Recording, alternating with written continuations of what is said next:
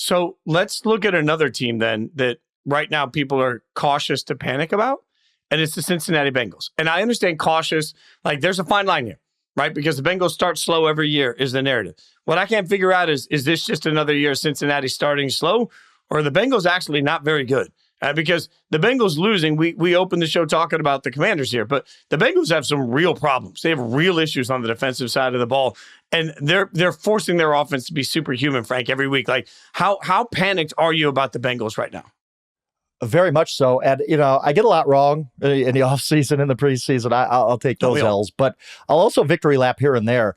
Go back and read my preview on the Bengals. And I basically said, look, everybody just wants to say like, oh, Joe Burrow got hurt. That's why the Bengals didn't make the playoffs. They're going to be a Super Bowl contender again. When if you look at that team last year, there were a lot of things under the hood that were bad except for Joe Burrow. And the main thing being the defense giving up way too many big plays. And people got on me. Oh, how dare you? They're going to be great. Joe Burrow's back. You don't know what you're talking about. And now what happens? You come back and the defense is awful. Like they're legitimately bad. And I don't know how this gets fixed. I get that they got a lot of injuries up front. Very, very true. But the Washington Commanders came in and they did not have an unsuccessful drive the entire night. The only two times the Bengals stopped them was when they took a knee for one play at the end of the first half and when they took a knee at the end of the second half to win the game. Like, that's it. That's the only time that they kept the Washington Commanders of all teams off the board. And I get Jaden played great, but a lot of that was the Bengals defense too. I don't think this really gets fixed. I don't think the offense has been that great. It's been good, and getting T. Higgins back helps. I don't think the Bengals are going 5-12 or anything, but this doesn't look like a playoff team to me. I don't think they make the playoffs in a really tough division. I think that they're stuck. And I think a lot of the same issues that popped up last year that people wanted to ignore because they just wanted to say, oh, it's Joe Burrow and that's it. Well, no, there were issues that really never got fixed in the offseason. Right. I mean, when we look at what the Bengals did against the Chiefs, they really took them down to the wire, and that gives us hope. But they've also fared better against the Chiefs defensively than they have against most teams through the years. And yes, they've had slow starts, but 2021, they started 2-1. 2022, they lost their first two, but they didn't lose three. 2021, they also went 1-3, but not 0-3. And when you look at teams that have gone 0-3 since 1979, just 6 teams have made the playoffs and just one since 2000, which I think is relevant not just because of recency bias, but also because we've seen the game change in the way it's played, in the way of the structure and all of that. And none of those teams have won a Super Bowl, which is a bummer for people like me who picked the Bengals to win the Super Bowl in our preseason preview. But I think when you look at it, what makes me most concerned is that Joe Burrow and the offense looked good on Monday night, and they still lost to Jaden Daniels and like this Commanders team that's really early. And if you were to tell me, well, the Bengals are playing a bunch of like young defenders who need to figure it out, and they just had like an off game and they were fooled, I would maybe be a little more encouraged about their ability to improve. But when I went through the Bengals for training camp, they were like, look, we got Von Bell back. We got Geno Stone in the building. Like, we have the guys to anchor our defense and make sure we're not missing assignments. And that's not what it looked like against a rookie quarterback playing in his third ever NFL game. And so I think that if you have a team where the offense cannot overcome its defense against a team like the Commanders, like you guys said, they're not going to have a walk in the park through the division. And I think even if they're competitive through the years, I don't think that they are going to make the playoffs. But if they don't make the playoffs, we are talking, guys, about a massive level of failure because of the way they wrote their business plan. They elected not to trade T. Higgins, right? T. Higgins is still a member of the Cincinnati Bengals.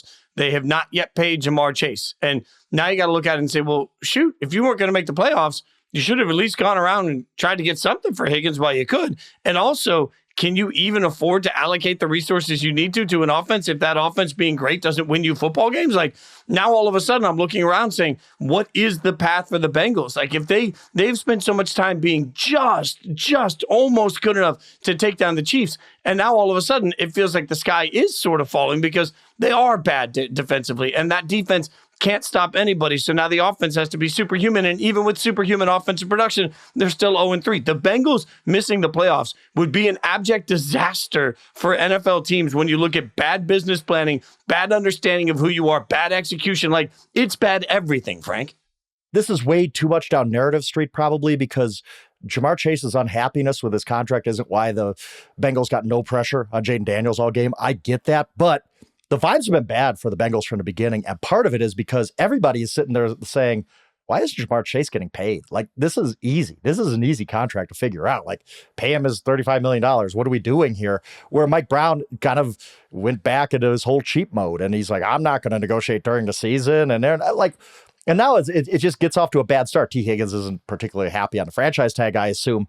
Everybody wanted to see Jamar Chase get paid because, from all accounts, teammates like him, and he's obviously a great player. He didn't get paid. Now, all of a sudden, you have this hanging over your head to start the season. And I'm not saying, like, that's the reason they're 0-3.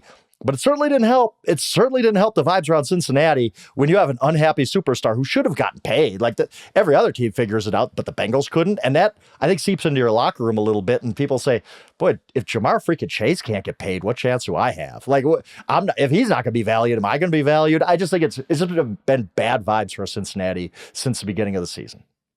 I guess I would ask, like, okay, so with their defensive line, Sheldon Rankins was out this week with a hamstring. BJ Hill was out this week with a hamstring. They've got some guys coming back. Do we feel like if that defensive line does get back to healthy, I think edge rusher Myles Murphy's got a knee. He's coming off IR potentially soon. If those guys get back, is that going to be enough for the Russian cover to work in tandem, their defense to do enough? Because the defense doesn't have to be great. It just has to be like solid enough to hold off as Joe Burrow goes and runs up the scoreboard. So do we think that that could be a turning point, or does it seem like it's going to be too late? Oh, I think it'll help, but that's the thing. It's like, you got to go, what do you got to go the rest of the way? 10-4 to even be a wild card contention? Like, yes, they'll be better. I think the defensive line injuries are a serious thing. Like, that's why they couldn't get pressure. I get that. But now you've dug yourself such a big hole. Like Fitz talked about the stat. One playoff team that's been 0-3 since 2000. Like, you're in such a hole. You almost have to win 6, 7, 8 straight games to be relevant again. And I'm not sure the Bengals could do that even with an improved defensive line. I'm looking at their schedule now. They still have, just looking at games that could be moderately tough. They still have the Ravens twice. They still have the Eagles. They still have the Cowboys. They have a Steelers defense that's been very tough. We all know that, to take on a couple of times. But they do have winnable football games. Like, as much as it hurts my heart to say that. They have the Panthers. They have the Raiders. That's why it hurts my heart. They have the Giants. Like, they've got some winnable football games in front of them. But Fitz, you know what was a winnable football game? The Patriots are week 1. You know what was a winnable football game? The Commanders are week 3. Like, no, you're right. You're right. Those are two spots on your schedule that you say, we need to win that. We need to win that because we're probably not winning at Arrowhead. And they blew both games. Like, they've put themselves in a really, really, really bad spot here.